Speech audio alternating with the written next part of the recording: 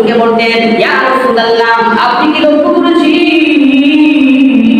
আপনার সাহাবী ওই আব্দুল্লাহ আনসারী কিন্তু আপনার সঙ্গে মুনাজাত করে না, আপনার সঙ্গে বিভিন্ন আমলে শরীক হয় না। ইয়া রাসূলুল্লাহ, আমি আমরা দেখতেছি আব্দুল্লাহ আনসারী মনে হয় শয়তানের দোকার মধ্যে পড়ে গেছে, আমরা মনে করতেছি আপনি জিজ্ঞাসা করেন। আল্লাহ রাসূল বললেন, না, তোমরা তাকে দেখে এরকম বাজে মন্তব্য করো না।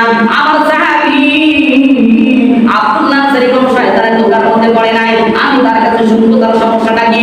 হঠাৎ একদিন আব্দুল্লাহ আনসারী রাদিয়াল্লাহু তাআলা বাড়ির মধ্যে গেলেন, ফজরের নামাজ শেষ করে আব্দুল্লাহ আনসারী বাড়িতে চলে গেলেন। আমার নবীজি 5 গজ পিছনে পিছনে গেলেন।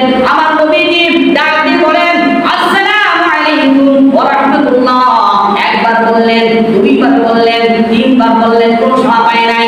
আবু বকর বলতেছেন, ইয়া রাসূলুল্লাহ, আমি বলছিলাম আব্দুল্লাহ আনসারী শয়তানের দোকার মধ্যে পড়ে গেছে।